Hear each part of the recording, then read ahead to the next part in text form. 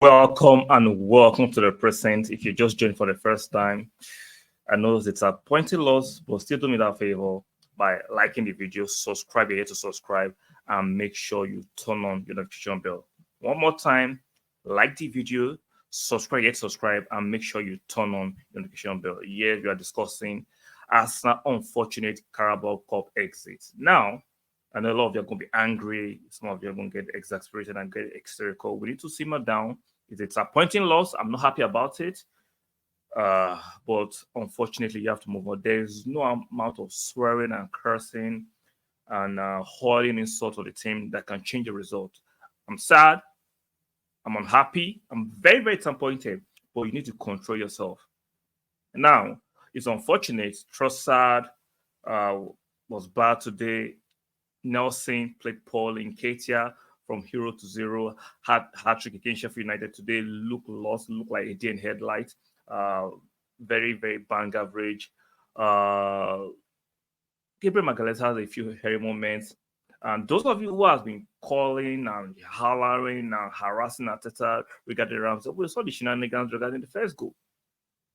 Now, even though, like I always maintain, the difference between Ramsdale and Raya is not huge, but Raya dominates his penalty box. He should have Ramsdale was more engaged in shenanigans than concentrating on the corner, knowing that there will not be VAR. You have to make sure you concentrate on dominating your box than engaging in shenanigans with the Western players. This is why I've always preferred Raya.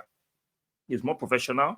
He dominates his box more and better than Ramsdale. Unfortunately, regardless of the English buyers and the media trying to power through with Ramsdale, sorry, we saw it today again. This is no shade on Ramsdale. Could have happened to anybody, but we saw it. Now, let's put the Ramsdale issue on the other side. For me, we were very, very poor today. Attacking-wise, Trossard, Nelson, and Nketiah were toothless. In the midfield, is now becoming a very noticeable fixture that whenever I play Jorginho might have the intellect, might have the IQ, but the lack of athleticism, the lack of speed of thought, the lack of they can press him is becoming a liability that is obvious. We've seen him now. Shout out to Jorginho. I still rate him. He played well against Man City, but now teams have found that Jorginho is our weak point. You can see there's against Chelsea, we took out Jorginho and we put Rice backward. We saw the difference.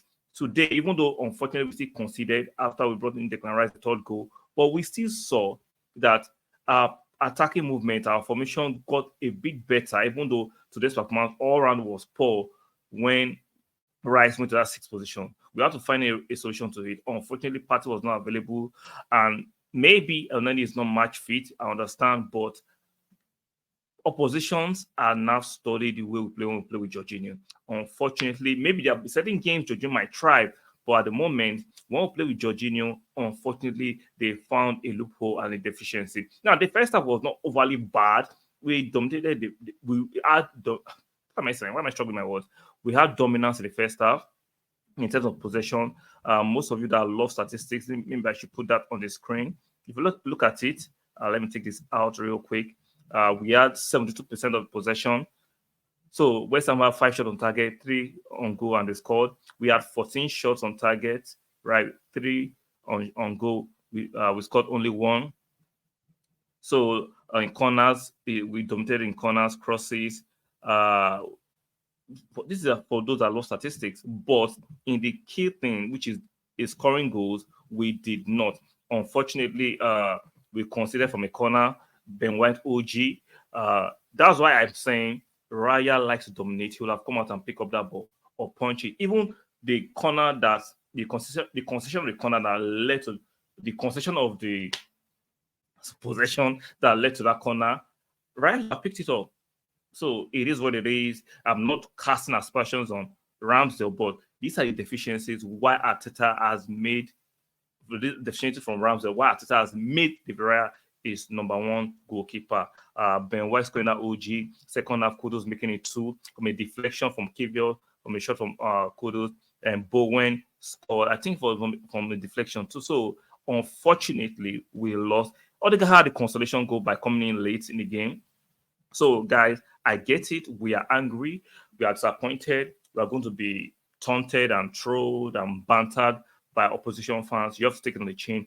It comes to the territory, right? It comes to the territory. We know other Arsenal channels are going to milk this. This is money and this commercial revenue for them.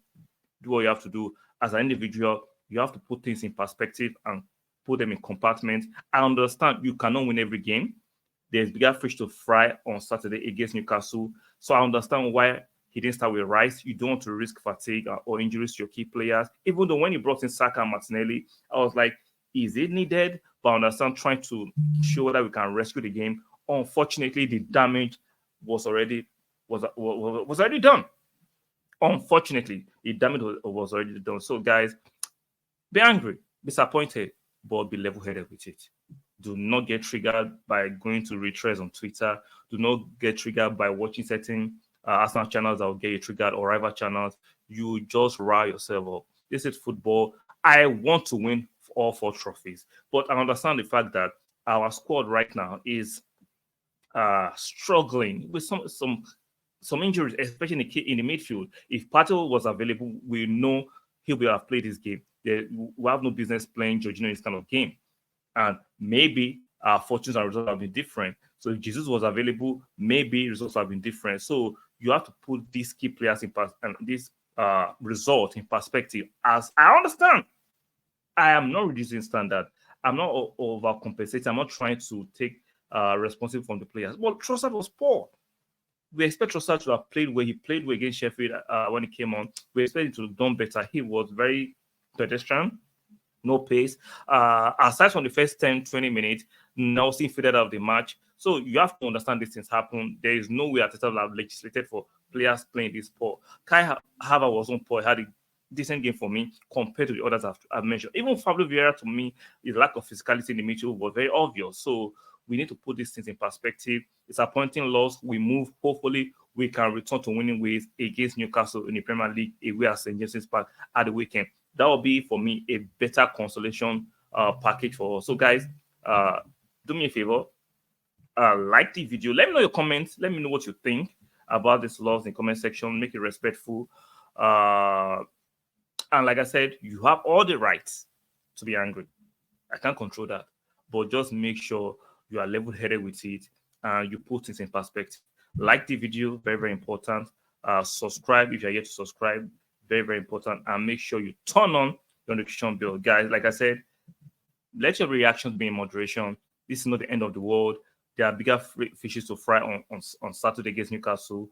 Take this loss in perspective.